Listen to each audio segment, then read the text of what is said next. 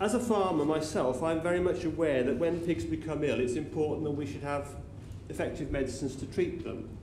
But the problem is that most medicines used in intensive pig production are not used to treat illness, but they're actually given to healthy animals because the farmers know that the system is so flawed that if they're not given antibiotics on a relatively routine basis at key points in their life, particularly in the early stages, then they're going to become ill. I have some sympathy for intensive pig producers in this country, because if some clever clogs in any country in the world develops a system for squeezing more production, more productivity out of pigs, because we live in a global market, they can very easily become put out of business in a relatively short space of time. But pigs' immune systems don't develop until they're 7 or 8 weeks old, and yet we traditionally wean pigs at 3 weeks, and I think some of them are moving things to 4 weeks, but it's still not long enough for the pigs to be healthy. And as a result, when they're taken off their mother's milk, they get diarrhea, and that opens them up to bacterial infections, and as a result, I think most pig farmers put their piglets on antibiotics at that point. And to a large extent, that not only controls that problem, but it makes the pigs less healthy and less able to resist diseases. And as a result of that, they're given antibiotics then quite often throughout the rest of their lives. 64% of all antibiotics used on farming are used in pig production in this country, and that's despite the fact that the British pig industry has contracted by 40% in the last decade. And that's where I'm a bit of a split personality, because I'm very much aware that British pig producers have to be given a certain measure of congratulations for moving ahead of producers in some other countries on a welfare level. But because of the global market and the fact that we already import 60% of our pork meat from other countries, it does put British producers at a competitive disadvantage. And that creates a real problem for the industry and also for those who are trying to promote it. And that's why I suppose brands like Freedom Food or Organic do give consumers something particular to latch onto, so they actually know what they're buying.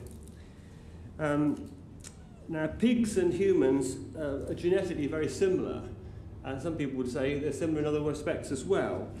And it's not surprising that some of the diseases that develop in pigs can pass to humans and cause infection there. We know about the obvious ones like Salmonella and Campylobacter, but there are many others which cause infection less frequently, but when they do can be quite serious.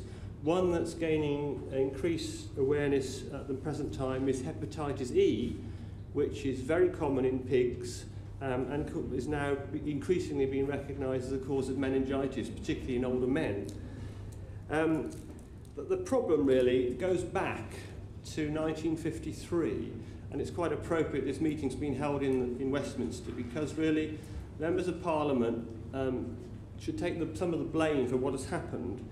In 1953, the MPs passed something called the Therapeutic Substances Prevention of Misuse Bill, which was a very erroneous name for a bill which actually licensed the use of antibiotics for growth promotion.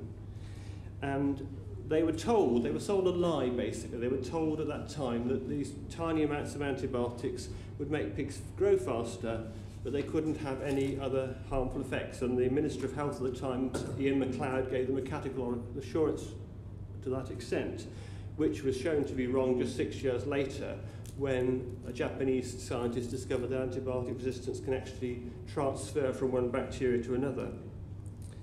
And the House of Lords wasted their opportunity to debate the issue by arguing about the definition of an antibiotic and complaining that the government should have provided them an explanatory memorandum. The House of Commons did debate the issue seriously. About 20 MPs stayed late at night, and they had quite a sensible debate with people using what common scientific knowledge they got at that time to consider the sort of problems that might arise. And one MP actually used the phrase, "Have we all gone mad to feed penicillin to pigs?" And I think that's quite a significant statement, because it brings in an element of common sense. Throughout the whole of human history, fighting bacterial infections has been one of the biggest scourges of our ancestors. We've seen people dying from a whole range of infections, And right up until the Victorian era, women, something like 25% of women getting infections after childbirth, many of which were fatal. Then suddenly, due to the work of Alexander Fleming and Sir Howard Florey, we get a penicillin, and then we get a whole range of new antibiotics coming onto the market. And our ability to treat infection is completely revolutionised, with enormous benefits for humans and for animals. But what's so criminally wrong is that instead of just keeping it like that, we were persuaded, or MPs were persuaded, that there was some sort of miraculous aspect of antibiotics which allowed you to get extra growth out of animals without any consequences. Now, that aspect was banned after concerns raised about a decade ago in a very good inquiry under the chairmanship of Lord Salisbury. But what's happened is, because these systems effectively can't work without antibiotics, we've seen a big increase in the prescribing of medically important antibiotics, which are being used instead. And so in some ways, we've actually got a worse situation than we had a decade ago.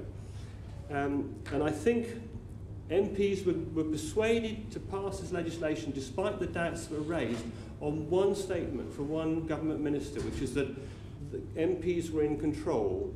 They were going to pass this legislation. If it was a mistake, they could always withdraw it at some point in the future.